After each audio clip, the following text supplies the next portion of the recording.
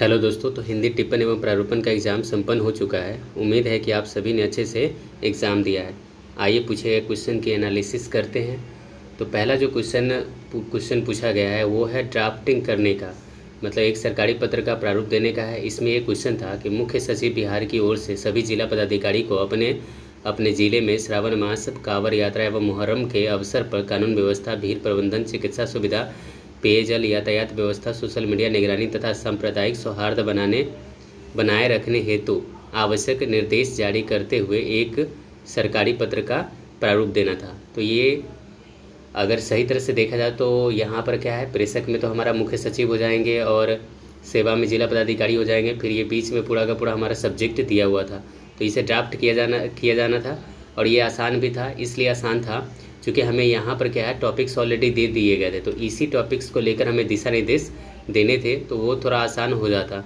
फिर आते हैं दूसरे पर, दूसरा जो कि हमें टिप्पणी लिखना था, और ये टिप्पणी लिखना है अपने कार्यालयाध्यक्ष को संबोधित एक आत्मार्थ टिप्पणी का प्रारूप तैयार करें जिसमें कार्यालय में कृत्रिम बुद्धिमत्ता आधारित ई ऑफिस प्रशिक्षण कार्यशाला आयोजित करने का प्रस्ताव हो।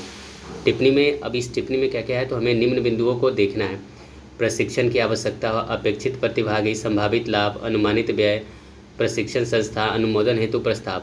तो ये जो अनुमोदन हेतु प्रस्ताव से ऊपर का जितने भी थे, इन सबको हम कार्य योजना के अंतर्गत लिख देते हैं पूरे को, और लिखने के बाद जो अनुमोदन हेतु प्रस्ताव है वो उसके नीचे लिखेंगे, और लिख कर इस तरह से हम इसे कंप्लीट करेंगे। अब आगे जो है वो है हमारा ये 5 वाक्य है, वाक्य को इसमें शुद्ध करना है, तो ये देख लीजिए। और फिर उसके बाद ये अनुवाद के लिए दिया गया था, इसको भी एक बार देख लीजिए। उसके बाद ये हमारा है जो कि गद्यांश दिया गया है, और इससे हमें क्या करना था, संक्षेपण करना था। तो देखिए, संक्षेपण करते समय सबसे बड़ी बात क्या है कि हमें ये ध्यान रखना है कि जितना भी टेक्स्ट या ये गद्यांश में जितने भी शब्द दिए गए हैं उसके 1/3 भाग में हमें संक्षेपण करना होता है। और संक्षेपण करते समय इस बात की सबसे ज़्यादा महत्व देना है। और दूसरी चीज़ क्या है कि शीर्षक शीर्षक जो होना चाहिए वो इसी गद्यांश से रिलेटेड होना चाहिए, और ज़रूरी नहीं है कि सबका शीर्षक जो हो एक ही समान हो। जैसे इसी को अगर पढ़ा जाए तो ये क्या है कि भारत विश्व के सबसे युवा आबादी वाले देशों में से एक है। यदि युवाओं को गुणवत्तापूर्ण शिक्षा, कौशल विकास, रोजगार तथा नवाचार के अवसर उपलब्ध कराए जाए तो वे देश के सबसे बड़ी शक्ति बन सकते हैं। और दूसरी ओर यदि शिक्षा और रोजगार के बीच संतुलन नहीं रहेगा तो सामाजिक एवं आर्थिक चुनौतियां बढ़ेगी। आज आवश्यकता है कि शिक्षा प्रणाली को केवल परीक्षा केंद्रित न रखकर कौशल, अनुसंधान, उद्यमिता, नैतिक मूल्य तथा तकनीकी दक्षता से जोड़ा जाए।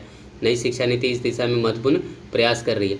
तो यहाँ पर देखिए, तो ज़्यादातर जो ये है क्या, पूरा का पूरा जो ये पैराग्राफ है या गद्यांश है, तो ये पूरी की पूरी जो है वो युवा आबादी पर ही डिपेंड है। तो आप इसमें कोई भी शीर्षक दे सकते हैं, युवा आबादी का महत्व, या युवा आबादी आधुनिक शिक्षा, या फिर कुछ भी इसमें जो भी है वो हम इसमें दे सकते हैं। लेकिन जो हमारा सेंटर्ड जो रहना चाहिए वो युवा ही रहना चाहिए।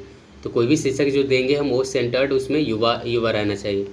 तो इस तरह से ये क्वेश्चन दिए गए हैं, और इसका यहाँ पर सॉल्यूशन भी दे दिया गया है, और साथ में इसे यूट्यूब डिस्क्रिप्शन लिंक में डाल देंगे, तो आप ये देख सकते हैं। जैसे यहाँ पर जो शीर्षक दिया गया है वो दिया गया है युवा शक्ति और आधुनिक शिक्षा, तो इस तरह से देख सकते हैं। या फिर आत्मनिर्भर भारत और युवा निश्चित रूप से होना ही चाहिए, मतलब इस शीर्षक में जो होना चाहिए कि युवा होना चाहिए। अब हम आते हैं कुछ और बात, जो जैसे कि एग्ज़ाम जब ओवर हो गया, एग्ज़ाम होने के बाद बहुत सारे क्वेश्चंस हमेशा दिमाग में बनी रहती है। जब तक रिजल्ट नहीं आए तब तक वो हमेशा दिमाग में बनी रहती है। तो अब क्या है, एग्ज़ाम हो चुका है, आप अब उन सब चीज़ों को छोड़ दीजिए, क्या हमने किया नहीं किया, अब वो ऑलरेडी अब चेकिंग होने के लिए रखा हुआ है। साथ में 2 से 3 मंथ के अंदर में इसका रिजल्ट आ जाएगा, तो उस समय देखा जाएगा। अगर मान लीजिए कि बाई चांस बहुत गड़बड़ हुआ और रिजल्ट नहीं आया, तो उस सिचुएशन में घबराना नहीं। फिर 2 महीने 3 महीने के बाद, मतलब अप्रैल में फिर से एग्ज़ाम होगा। साल में 2 एग्ज़ाम कंपलसरी है, तो अप्रैल में वो एग्ज़ाम होगा, वहाँ एग्ज़ाम देकर फिर पास कर जाइए।